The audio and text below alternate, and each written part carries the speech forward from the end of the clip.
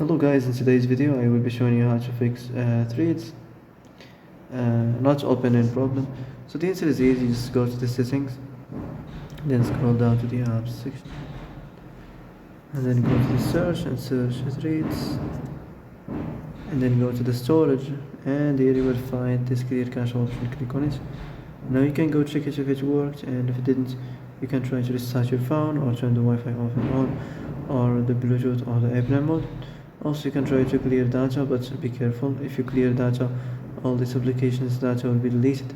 This includes all files, the settings, the accounts, the databases, etc.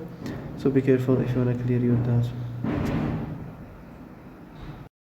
And that's it for today's video. I hope this is the answer you've been looking for.